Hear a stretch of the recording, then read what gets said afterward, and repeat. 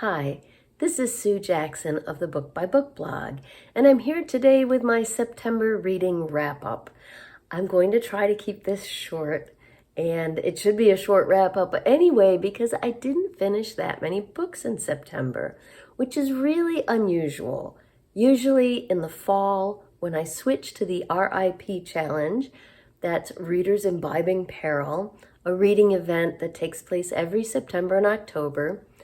Super simple. It's just read darker books in the fall. Whether for you that means mysteries, thrillers, suspense, horror, if you're up for that. Yeah, whatever darker means for you, dystopian, gothic. So I look forward to this every fall. Usually I plow through the books pretty quickly, but a couple of things happened at the beginning of this month. First of all, my first pick for the RIP season happened to be a big book. Yes, I read big books all summer long for my own Big Book Summer Challenge, and then I dove into another big book.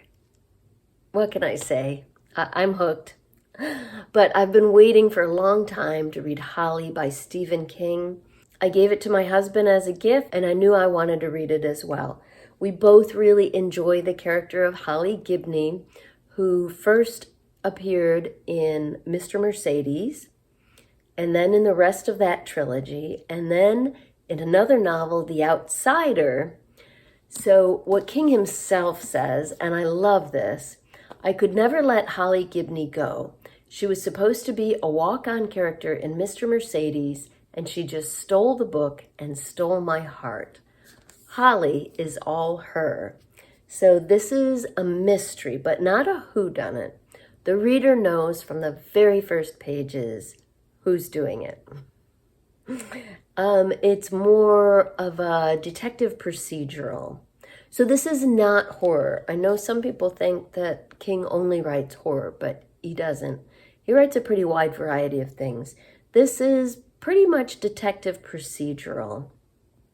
In fact, my son's girlfriend just read it. She had never read a Stephen King book before, and she thought it was kind of slow, which I found interesting because I would never describe a Stephen King book as slow.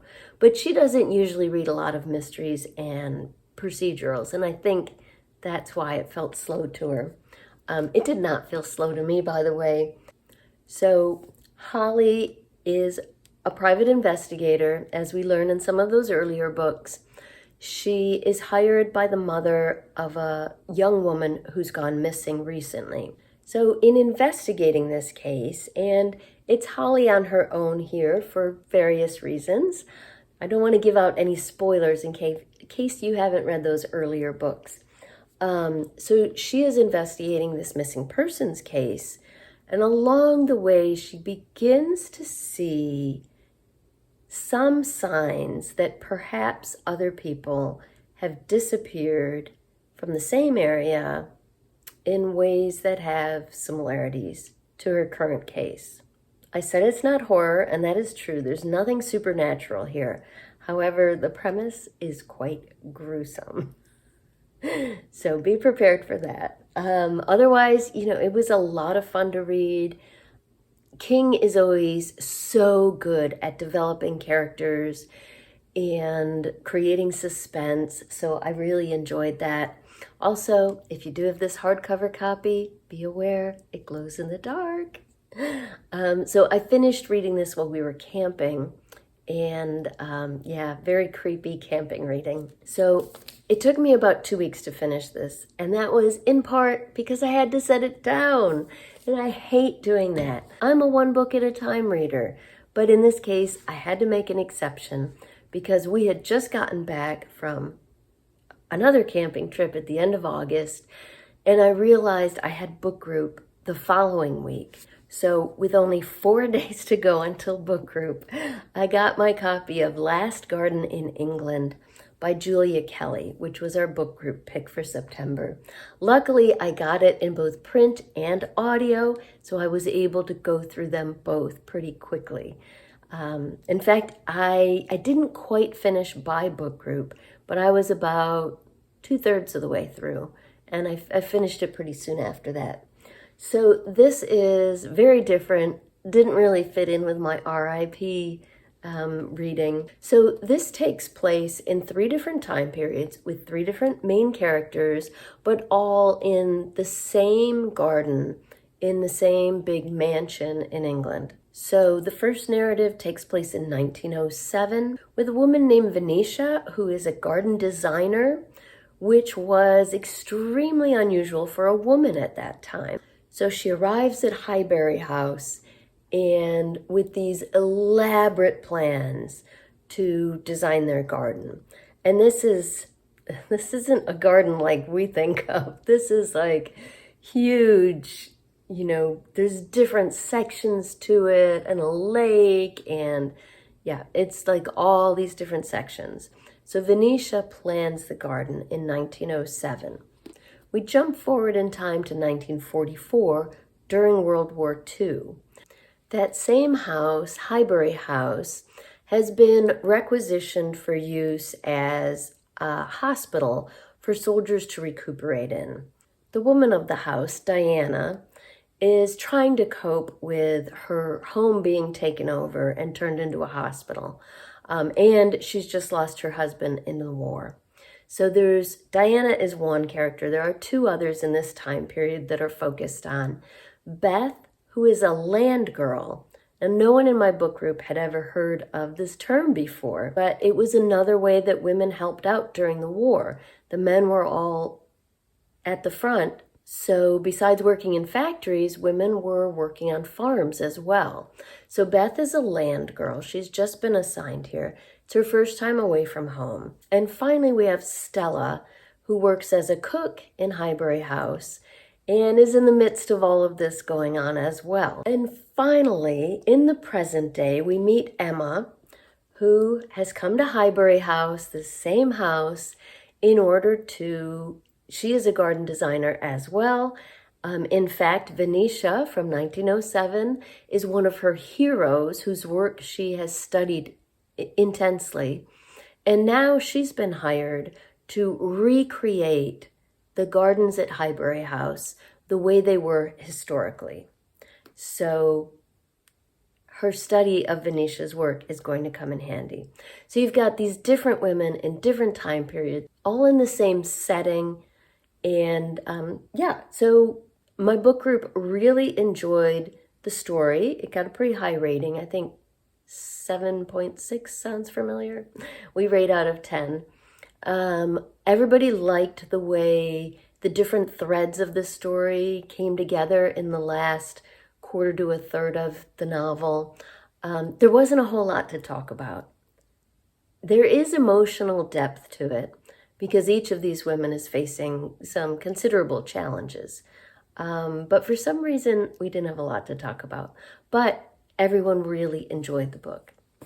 So since we were camping for 9 days, when I finished Holly, I knew exactly the book that I wanted to read while we were camping, The Last Ranger by Peter Heller. Peter Heller's become known for his outdoor thrillers, The Guide, The River, those are in the other order, The River, The Guide, and an earlier novel called Celine fits into this category as well.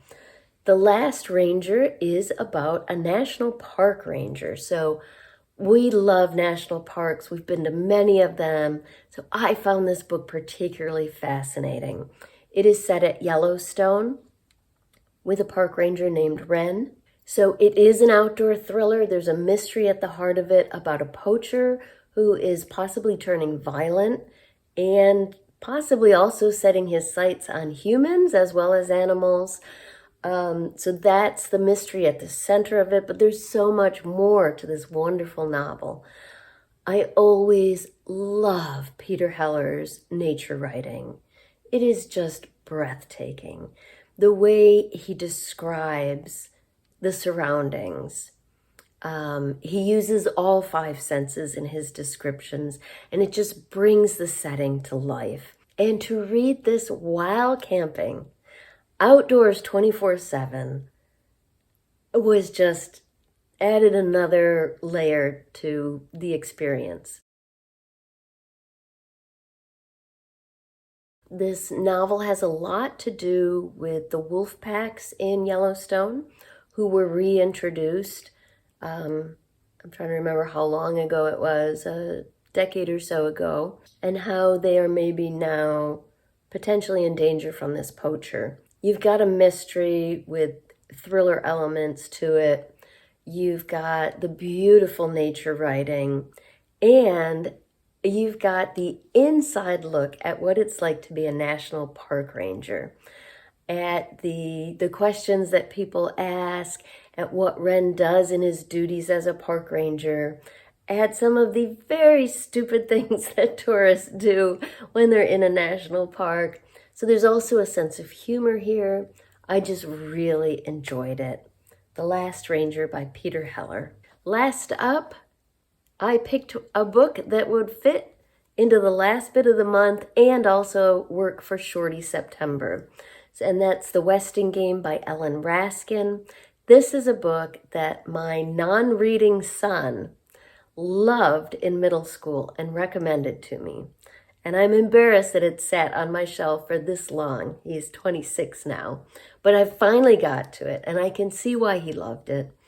It is a really fun mystery with a puzzle at the center of it. It was written for middle grade readers before middle grade was actually a label for books. It's about a wealthy man who leaves his inheritance to 16 seemingly random people if they can figure out a puzzle. And it's actually a contest of sorts. Not everyone will inherit. So you've got the puzzle element, which is a lot of fun. You've got these 16 people getting to know each other, forming relationships, having suspicions about each other, plus the mystery at the heart of it. Why did this wealthy man put this in his will? Why did he leave things this way? What is the inheritance?